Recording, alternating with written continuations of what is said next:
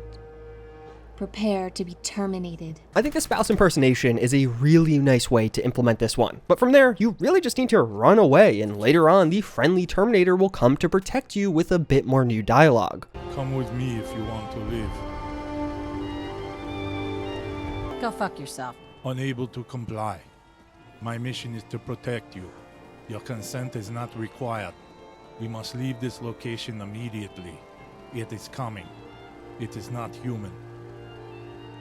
And from that point on, the hunt is just on. You'll basically have this friendly Terminator as a companion at all times, while the other hostile Terminator is consistently looking for you. Fast traveling away will buy you some time, but every time you fast travel to a new location, it'll send a ping of that location to the enemy Terminator, who will begin walking to that destination. But believe me, this can create some absolutely hilarious or really just downright dangerous situations in Fallout 4, depending when or where this Terminator shows up. And one of the nice touches of this one is the enemy Terminator gets buffed up increasingly as you get to higher and higher levels. So you can see here, they're using nuka grenades and Fat Mans. That's because I'm a high level on this character. So their gear increases as your gear should increase. And you could seriously up the ante of this one to really change up your next playthrough in a fun way. Because a great mod to add on top is Permadeath. This will make it so, on death, all save games for your current character are deleted. Truly the most hardcore way to experience Fallout 4. And then you could be like me, download the Terminator mod, also download the Permadeath mod at the same time, but I didn't personally realize the bad Terminator would approach first. I kind of just thought this would be the friendly Terminator, and one brief combat exchange later, I found myself with all of my filming save games permanently deleted. But yeah, this is an incredibly fun mod combination that can dramatically change up gameplay. Your next playthrough might last an hour or 50 hours, but you'll be consistently having tense moments in between. I think literally just using the Terminator mod as well as the Permadeath mod can really make Fallout 4 a lot more enjoyable. And the Permadeath mod even makes these nice obituaries that contain all of the details and major milestones you hit during that playthrough. And if you really want to make your Fallout 4 more enjoyable, you need to download the newly released Enhanced Movement mod. This will overhaul several aspects of traversal in Fallout 4, so now sprinting out of combat will not cost any AP, honestly another nice one to have with that Terminator mod, and as you sprint in a straight line, you'll gradually build up momentum so your speed will increase as you continue sprinting in the same direction. But there are going to be different costs to offset this. Now things like sneak and even swimming will cost a small amount of AP to do, and strafing will be notably slower than just running in a straight line, and walking backwards will be a 25% speed debuff. And honestly, thus far all of this has been relatively nice and obvious tweaks to movement. Things just feel a bit more fluid and dynamic. But there's also the rather large new feature added with this mod of sliding in Fallout 4. With now, while hitting a hotkey, you can basically finish your sprint with a slide. And this will work from either first or third person. And honestly, this works quite well. It definitely brings Fallout 4's movement up to modern standards overall, and coupling that with the new landing animation that will play when you fall from medium heights, pretty close to the power armor landing animation, it's a cool mod. It's relatively simple, but a lot of these tweaks will end up having a big influence over the entire course of a playthrough. And in a similar vein, we also have Immersive Legendary Mutations. This is one of my personal favorite mods that I believe is woefully underrated right now. Rather than legendary enemies just mutating and regaining a ton of health, this mod will make it so they mutate in a more immersive and interesting way. And this mod's really a two-pronged approach to making this more interesting. One, the mutations themselves will now vary and be different. I don't want to spoil too much about what kind of mutations can happen, but the other major aspect of this is mutations can happen at any health now. So you could get pretty predictive with these. You basically see once the enemy hits around half HP, they'd mutate, regaining all of their HP. Now you really don't know when it'll happen, and enemies can mutate multiple times potentially. So you could have an enemy that mutates several times, gains a huge boost to some kind of stat, and becomes a lot more difficult in combat. And these new mutations do have a really cool in-game effect. You'll see the enemy's appearance change a lot of the times. So they all of a sudden might be glowing blue, and after finishing off that enemy, you could find an item on their body that basically gave them this mutated effect. And the effects here will vary dramatically. The blue shield is a major energy resistance boost, basically a giant energy shield mutation that appears. So if you're using energy weapons, they're going to be significantly less effective against that enemy now. The red shield's going to be a major damage resistance boost, so they'll just block all damage a bit better. You can have poison effects on enemies that are basically an area of effect attack. Enemies getting tremendous speed boosts and a ton more. There are quite a few new mutations added with this mod, and honestly, half the fun is just experiencing and figuring them out for yourself in gameplay. Because overall, this mod makes legendary enemies a much larger threat in Fallout 4, but also a bit of a puzzle. On higher difficulties, you basically have to figure out how to deal with them, and some of these new mutations make it so there are much clearer reactions and counters to when an enemy mutates rather than just dealing with more of a bullet sponge. And if you are seeking to experience some of these mods with a more content-focused experience, you should also grab Ashland Station. This dropped earlier this year, and it's a really enjoyable quest, settlement, and reward combo mod, where after completing a short but engaging dungeon-based quest, you'll be left with a cool settlement and some nice rewards. Like a nice compact mod that should give you a few hours of fun, then leave you with some nice content that you'll use for a while. But if so far, downloading all of these individual mods just sounds like a little bit too much work for you, thankfully mod lists are getting really good for Fallout 4, and one of the best options right now for an ultra-modded Fallout 4 is Magnum Opus. Just like the list I showed you a bit earlier, this too can be automatically installed with Wabbajack as long as you have Nexus Premium, and then you'll be left with nearly 1,000 mods in Fallout 4. Magnum Opus is really meant to be that generic ultra-modded Fallout 4. This list doesn't really have a specific theme. It's not horror, it's not meant to be hardcore, anything like that. It's just Fallout 4 with a ton of mods added on top that are all organized and working together now. So as you initially get into combat, you'll notice things are definitely a bit tougher. There's going to be some rebalancing of the enemies, so there's less bullet sponges and just more consistent combat across the game. These raiders will look different and even use a wide array of different weapons that you'll find on them, and there'll be tons of new items injected all throughout this game. You'll likely find some new weapons early on into your playthrough, and even some new visuals as you move around and get injured, but at its core, it'll still be the Fallout 4 combat loop. You'll still know how to deal with these encounters, and you'll still be using stim packs to heal yourself. This mod list is really meant to be adding a ton of mods and additional content on top of what you know know as Fallout 4, but not trying to change it all that much. And of course, to go along with this, you'll find quite a bit in the way of custom quests, so you could find and play with completely new companions, but also take on totally new and vanilla-friendly quest lines. So if you've seen those highly modded Fallout 4 playthroughs, but just haven't had the stomach to deal with downloading 1,000 mods for yourself, because yeah, that could be a lot of work, this is that perfect list for you. It'll be very stable and bring you a heavily modded experience in Fallout 4. But if you liked all of those mods and just want a bit more from this game, check out this video for some even additional mods you can download for Fallout 4 right now that are still pretty amazing.